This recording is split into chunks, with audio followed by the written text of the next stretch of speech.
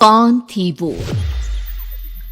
मैं 8 महीने की प्रेग्नेंट थी और अपनी डिलीवरी के लिए अपने मायके गई थी। माँ ने मुझे फोन पर बताया, घर के पीछे की तरफ जो खाली जमीन थी ना, वहां पर एक नया कमरा बनवा लिया है। इतने सालों के बाद जैसे ही अपने घर में कदम रखा, कुछ अलग सा लगा। माँ, ये घर के पीछे की तरफ नया कमरा बनवाने की क्या जरूरत थी? अरे बेटा, घर के पीछे दूर दूर तक खाली जमीन है। तेरे पापा को कई दिनों से लग रहा था कि यहाँ पर एक कमरा बनवा लेंगे तो ताजा हवा मिल जाया करेगी। अब तो ये सब छोड़ और चल जल्दी से दूध पी ले। माँ, मैं थोड़ी देर में पी लूंगी, आप सो जाओ। कर उस खिड़की में रख दिया। पता नहीं कब आंख लग गई। अचानक से खिड़की के पल्लों के खड़कने की तेज आवाज आई। दूध का गिलास धड़ाम से जमीन पर आ गिरा। जमीन पर गिरते ही दूध का रंग लाल हो चुका था। मैंने खिड़की से झांक कर बाहर देखा। चारों तरफ धूप अंधेरा था। उस अंधेरे की तरफ से कुछ आवाजें आ रही थी, जैसे छोटे बच्चे आपस में खिलखिलाकर मस्ती कर रहे हो।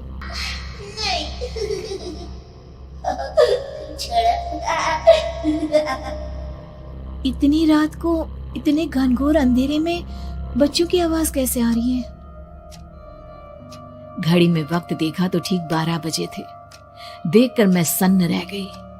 बुरी आत्माओं और भूतों की कई कहानियां मैं सुन चुकी थी। वक्त भी कुछ ऐसा ही था। ऊपर से मैं प्रेग्नेंट। सुना था कि ऐसे वक्त में अक्सर बुरी आत्माएं औरतों का पीछा करती है, तो क्या मेरे पीछे भी? पसीने से तरबतर बड़ी मुश्किल से, जैसे कांपते हाथों से मैंने उस खिड़की को बंद किया। जल्दी से जल्दी उस कमरे से बाहर निकलकर माँ के पास जाने के बारे में सोचा, लेकिन जैसे ही दरवाजे की तरफ पलटी, लगा कोई साया हवा की स्पीड से दरवाजे के सामने से गुजर गया। चीख कर माँ को बुलाना चाहती थी, लेकिन वो आवाज खुद मेरे कानों तक नहीं पहुंच पा रही थी। तो माँ तक कैसे पहुंचती?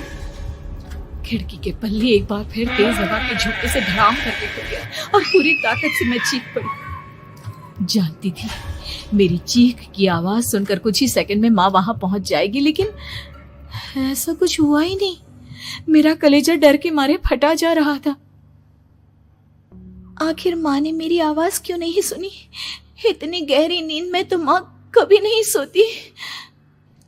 ठीक पीछे खुली हुई वो खिड़की। मुझ में इतनी ताकत नहीं बची थी कि मैं पलटकर उस तरफ देख भी सकूं। हवा का एक सनसनाता हुआ झोंका उसी वक्त मेरे कानों से आकर टकराया। लगा जैसे किसी ने दबी हुई आवाज में धीरे से मुझसे कहा, चली जाओ यहाँ से। मैंने दोनों हाथ अपने कानों पर रख लिए और एक बार फिर ताकत लगाकर जोर से चीखने की कोशिश की। माँ! पापा! मेरी आवाज उस कमरे की दीवारों से टकराकर वापस मुझे ही सुनाई दे रही थी। जितनी ताकत के साथ मैंने चीखने की कोशिश की थी, कुछ ही देर बाद उससे कहीं ज्यादा तेज और दर्दनाक चीख मुझे सुनाई देने लगी। कि आवाज ठीक मेरे पीछे खिड़की से आ रही थी। वो आवाज मेरे कानों में पिघलते हुए लोहे की तरह गिर रही थी। उन आवाजों में हैवानियत थी। वो आवाजें किसी इंसान की नहीं है, इतना मैं समझ चुकी थी। कांप रहे हाथों से मैंने अंधेरे में कुछ ढूंढने की कोशिश की। तभी अचानक मेरा हाथ बेड पर रखी टॉर्च पर पड़ा। किसी तरह ताकत लगाकर टॉर्च का बटन ऑन किया, लेकिन ये क्या? सामने दरवाजे पर 3 छोटी लड़कियां खड़ी हुई थी। उनके हाथ में स्टील के चमचमाते हुए चाकू थे। मैं घबराकर लड़खड़ाई और पीछे की तरफ हटी, लेकिन तब तक वो मेरे पास आ चुकी थी। उनकी गर्दन टेढ़ी थी और उनके हाथों के वो चाकू मेरे पेट को निशाना बनाने को तैयार। मैं सोनाली, क्या हुआ बेटा? तू इतनी डरी हुई क्यों है? उठ बेटा, क्या हुआ? हड़बड़ाकर मैंने अपनी आंखें खोली। देखा तो दिन निकल आया था। माँ मुझे जगा रही थी। मेरा चेहरा पूरा पसीने से लथपथ था। क्या हुआ बेटा? तुमने कोई बुरा सपना देखा क्या? मैं अभी तक अपने पूरे होश में नहीं थी। वो मेरे बच्चे को मेरे बच्चे को मार देगी माँ, वो लड़की मेरे बच्चे को। मैंने घबराकर अपने पेट को छुआ। सब कुछ ठीक था। और वो दूध जो रात को यहाँ पर गिर गया था, उसका रंग लाल हो गया था। माँ ने हंसते हुए दूध का गिलास मुझे दिखाया। तुमने दूध पिया ही नहीं, पूरा का पूरा ऐसे ही रखा हुआ है। तुमसे कहा था ना सोनाली, सेहत के लिए लापरवाही ठीक नहीं बेटा।